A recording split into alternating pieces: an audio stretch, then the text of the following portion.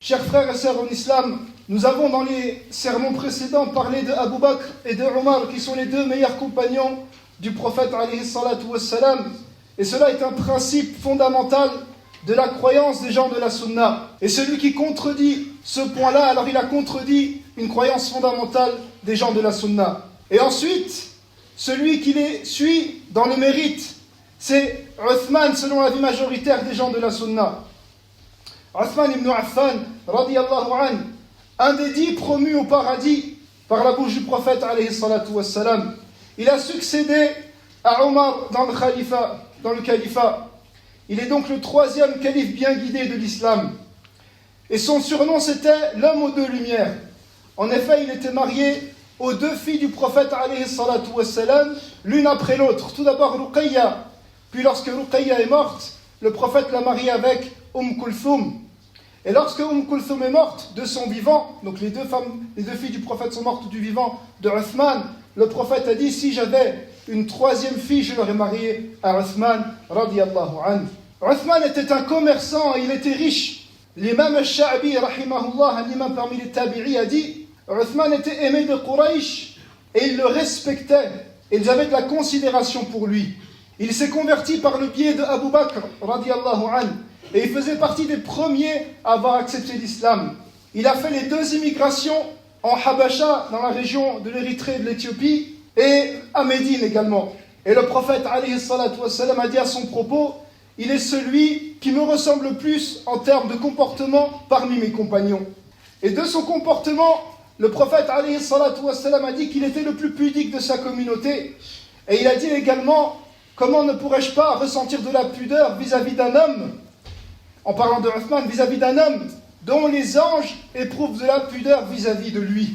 On rapporte la parole de Uthman qui dit, je n'ai pas commis la fornication, ni avant l'islam, ni après l'islam.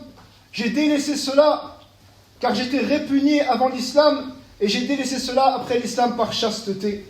Il était connu pour sa piété, et sa dévotion et son adoration.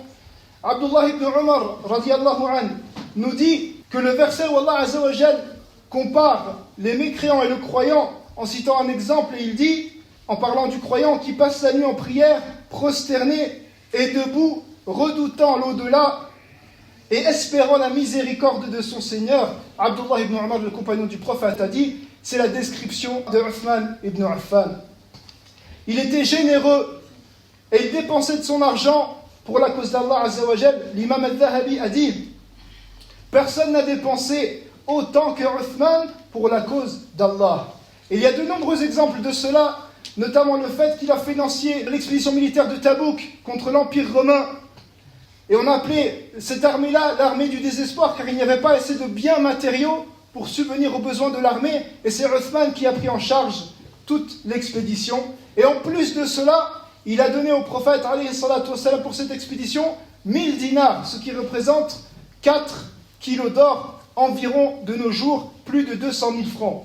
Et lorsque le prophète alayhi salatu wassalam et les compagnons sont arrivés à Médine lors de l'émigration, il n'y avait pas d'eau qui était potable, si ce n'est le puits de Rouma. Ce puits appartenait à une personne, alors certains ont dit qu'il interdisait les musulmans de boire, et d'autres ont dit qu'il vendait très cher le récipient d'eau potable.